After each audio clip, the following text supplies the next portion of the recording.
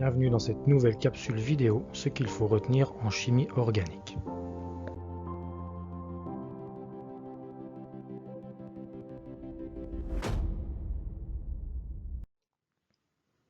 Bonjour à tous.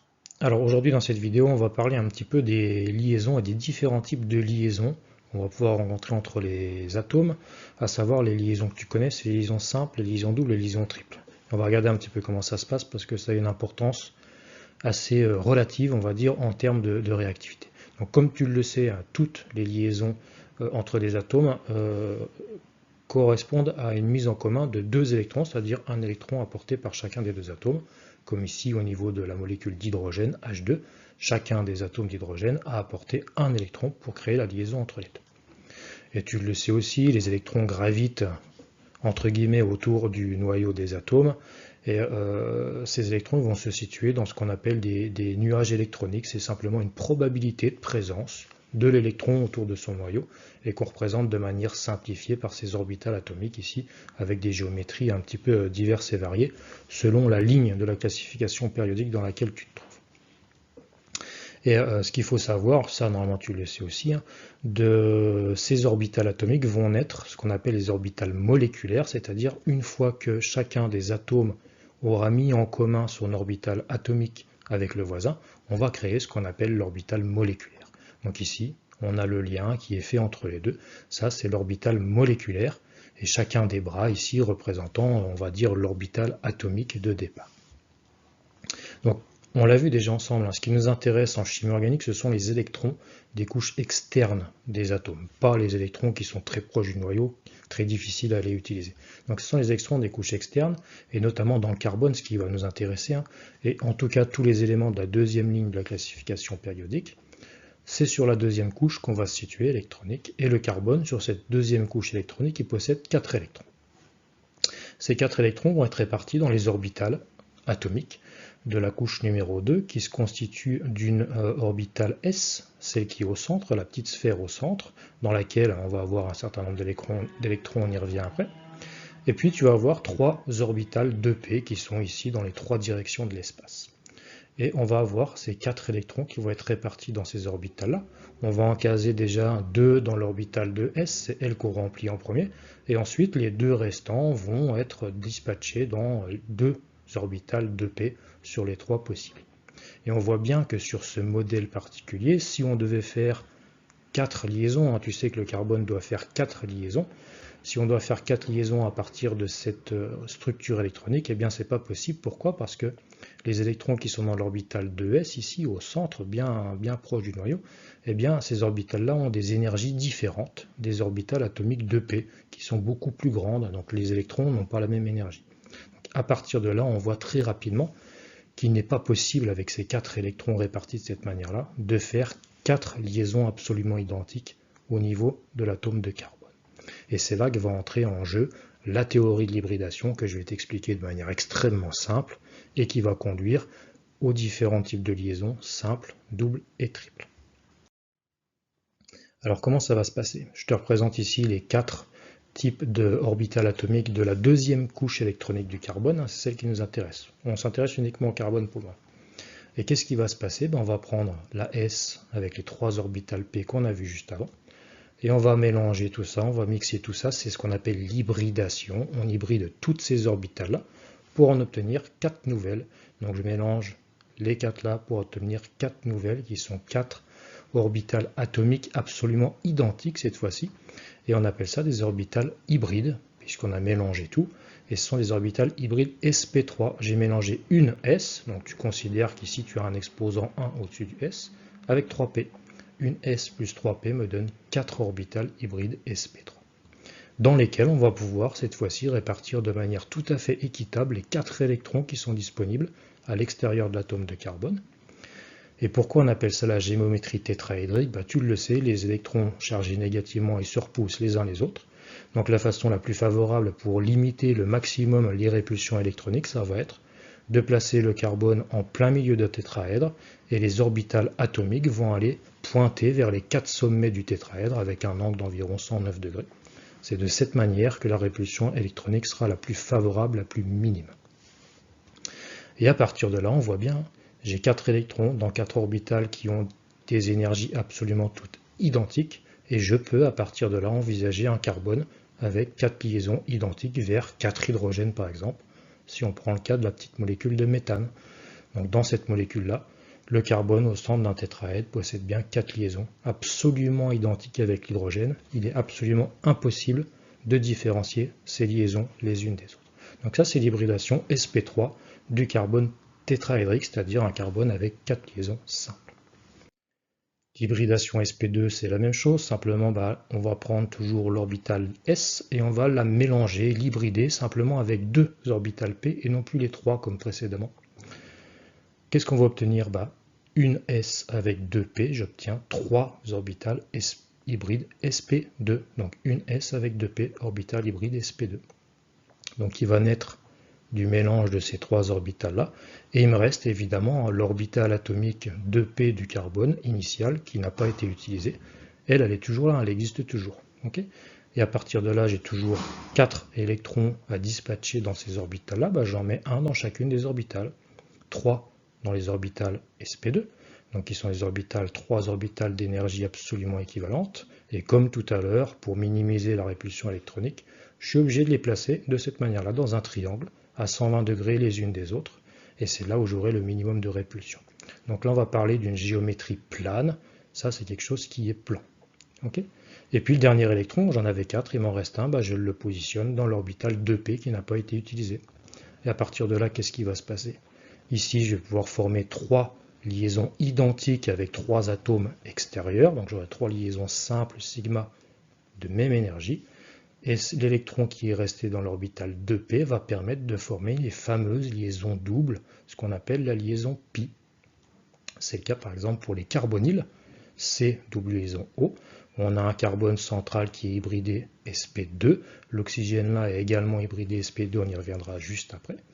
Donc pour ce carbone, j'ai bien 3 liaisons simples sigma, une CH, une CH et une CO, d'énergie identique, et j'ai une orbitale, enfin une liaison pi, c'est la liaison double, issue de l'orbital atomique de P. C'est la liaison qui est de ce côté-là ou de ce côté-là, peu importe. Donc c'est la deuxième qui va permettre de faire la liaison double, la liaison pi.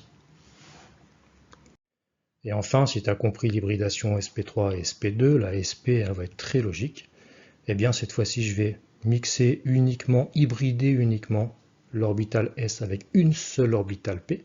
Donc une S avec une P, ça me donne deux orbitales sp qui sont redessinées ici. Donc là on va avoir ce qu'on appelle une géométrie linéaire. Pourquoi? Parce que les deux électrons vont se placer de part et d'autre. Et de manière à minimiser la répulsion électronique, ils vont se mettre le plus loin possible l'un de l'autre. Et ça va se faire uniquement de manière linéaire. Et puis, il nous reste ces deux orbitales 2p qui n'ont pas été utilisées dans le processus d'hybridation, donc elles sont toujours à l'état fondamental. Et encore une fois, j'ai toujours 4 électrons à positionner sur la couche externe du carbone. J'en mets un dans chacune des orbitales. Donc un dans chaque orbitale sp hybride, et puis un dans les deux orbitales 2p qui n'ont pas encore été utilisées. Qu'est-ce que ça va permettre de faire? À partir d'ici, je vais pouvoir créer 2 liaisons simples sigma, donc hybride, vers l'extérieur, donc avec 2 atomes extérieurs. Et puis ici, les 2 orbitales 2p qui n'ont pas été utilisées vont, comme on l'a vu avant, être utilisées pour fabriquer les fameuses liaisons doubles et liaisons pi. Donc là, je vais pouvoir en fabriquer cette fois-ci 2. Donc, qu'est-ce que ça va donner? Une simple plus 2 doubles, ça donne la liaison triple. Comme ici sur la triple liaison carbone-azote, tu vas avoir en réalité ce carbone qui est hybridé sp. Il va faire 2 liaisons simples, une vers l'hydrogène, une vers l'azote, en utilisant ces 2 orbitales atomiques. Et les deux là vont permettre de faire les 2 liaisons doubles, donc une première double carbone-azote et une deuxième double carbone-azote. Donc la liaison triple en réalité, c'est quoi? C'est une liaison sigma simple plus 2 liaisons double pi, qui me donne la fameuse triple liaison, dans ce cas-là, carbone-azote. Et de là, donc, ce qu'on a vu, on va faire apparaître les liaisons simples, doubles et triples. Et là, je vais généraliser pour tous les atomes, en tout cas les atomes qui nous intéressent sur la deuxième ligne de la classification périodique, à savoir le carbone, l'azote et puis l'oxygène. Donc tu vois ici, tu vas avoir un atome de carbone, un atome d'oxygène et un atome d'azote qui sont tous les trois hybridés sp3. C'est exactement le même principe pour l'oxygène et l'azote que ce qu'on a vu pour le carbone. Donc chacun de ces atomes-là, si on doit le dessiner dans l'espace, il devrait être dessiné au sein d'un tétraèdre en plein centre, et chacune de ces liaisons vont pointer vers les 4 sommets du tétraèdre, sachant que pour l'oxygène ou le carbone, tu considéreras simplement que chacun des doublés non liants est équivalent à une liaison. Donc pour l'oxygène, j'ai 2 doublés non liants qui vont pointer vers le sommet du tétraèdre, de manière à avoir une configuration tétraédrique pour l'oxygène, et exactement de la même manière pour l'atome d'azote. Donc ici on a le carbone, un alcool ici et une fonction amine ici. Donc géométrie tétraédrique, dans l'espace. Ici tu vas avoir un atome de carbone, un atome d'oxygène et un atome d'azote, et un second de carbone, qui sont tous hybridés sp2 cette fois-ci. On a dit que l'sp2 c'était une géométrie qui était plane, d'accord? Pourquoi? Parce que ce carbone-là, celui-ci et celui-ci, ainsi que l'oxygène, sont tous dans le même plan, et de la même manière ici, les 3 carbones et l'azote sont situés exactement dans le même plan. Donc là, pour la liaison double hybridation sp2, on a bien à chaque fois affaire à une liaison simple sigma, c'est ce que je renote ici, et une liaison double pi. Donc ça ne se voit pas sur l'écriture, les liaisons on les écrit toutes de la même manière. On a bien 2 liaisons différentes, et ces 2 liaisons, les 2 traits qui relient les 2 atomes, vont avoir des énergies différentes. Ça c'est capital à retenir par contre. Et enfin, la dernière hybridation qu'on a vue ensemble, c'est l'hybridation sp. Ici, tu as un atome de carbone et un atome d'azote qui sont tous les deux hybridés sp, avec une géométrie linéaire, c'est-à-dire c'est un bâton, en fait, et sur lequel, cette liaison double, on a bien une liaison simple sigma plus 2 liaisons doubles pi. Donc 1 plus 2, ça fait bien la triple liaison, ici, carbone-azote. Et ce qui est important à retenir, ça va être, on y revient juste après pour terminer, c'est que la liaison double, la liaison pi, qui est formée à partir des orbitales 2p qui n'ont pas servi à l'hybridation, sont des liaisons qui sont beaucoup plus fragiles que les liaisons simples sigma. Ça, c'est très important à retenir. Et le deuxième élément, on y revient juste après aussi pour finir, c'est que la longueur des liaisons et des doublés non liants sur les atomes d'azote et d'oxygène va varier en fonction de l'hybridation sp3, sp2 et sp. Donc, par rapport à ces 2 informations que je t'ai dit qui étaient capitales à retenir, la première c'est la liaison simple sigma est plus solide que la liaison double pi.